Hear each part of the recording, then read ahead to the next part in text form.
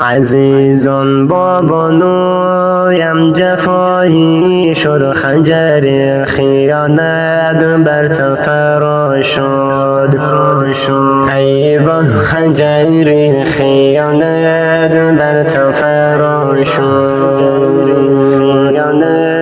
بر تن فرا شد. مگم ما چی گناهی کرده بودیم، چی خطایی از ما دیده بودی تو. ای وای چی خطایی از ما دیده بودی تو. مرا با صفت زن با دخترین نظری هایم کردی به این ملک ایران. ای وای رهایم کردی به این ملک ایران. عزیزان با بانویم جفایی شد، خنجر خیانت بر تن فرا شد. ای وای خنجر خیانت بر تن فرا شد، بر تن فرا شد. اینها پدر گفتن ناله دارن، از فراق تو نامرد فغان دارن. از فراق تو نامرد فغان دارن. ای وای از فراق تو نامرد فغان دارن. عزیزان با بانویم جفایی شد، خنجر خیانت بر تن فرا شد. ای وای خنجر خیانت بر تن فرا شد، بر تن فرا شد. از وطنم من را جدایی ساختی، از مادر عزیز بیگانه کردی. ای وای از مادر عزیز بیگانه کردی. عزیزان با بانویم جفایی شد، خنجر خیانت بر تن فرا شد. ای وای خنجر خیانت بر تن فرا شد، بر تن فرا شد. به فریادی اولادهایم الهی روزی 100 بار میمیرم زنده میشوم. روزی 100 بار میمیرم زنده میشوم.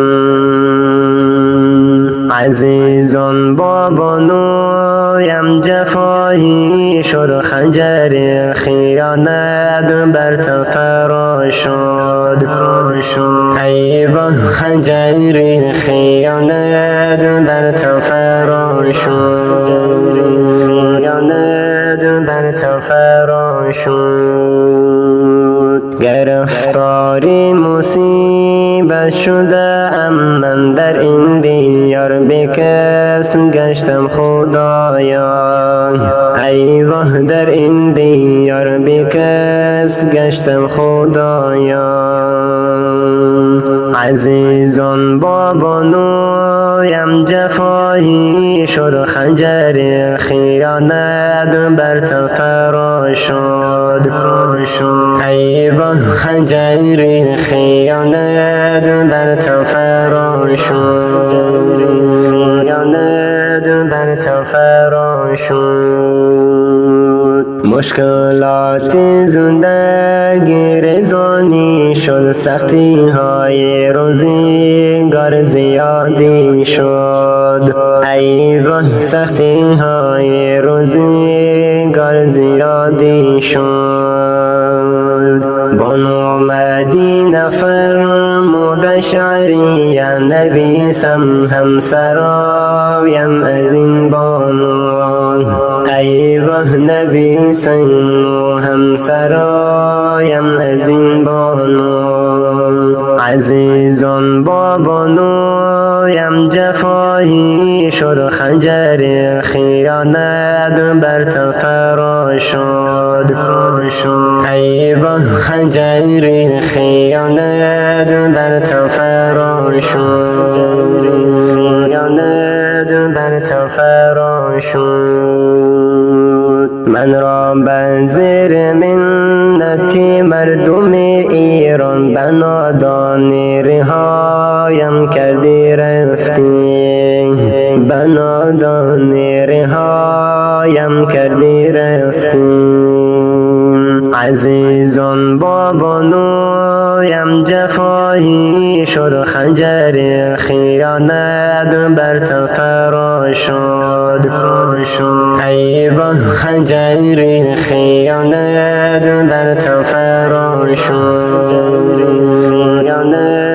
بر تفرا شد رفتی با دیگری عهد تو بستی به حقی ما نامرد به حقی ما به انصاف کردی تو ای وای به حقی ما به انصاف کردی تو عزیزان با بانویم جفایی شد خنجر خیانت بر تفرا شد ای وای خنجر خیانت بر تفرا شد بر تفرا شد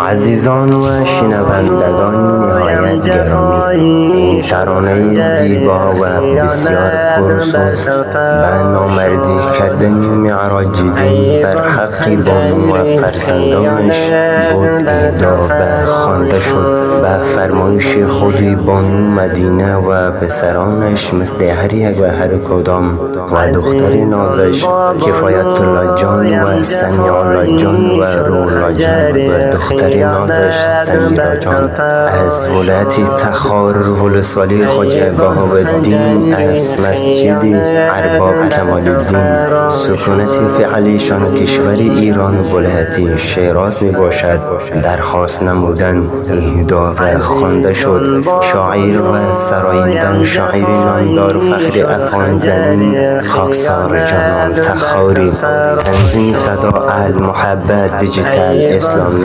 استودیو مسئول انجینیر الحافظ شاهین تخاری. برای بهترین فرمایش های ترانه هایتان با ما در ارتباط باشید.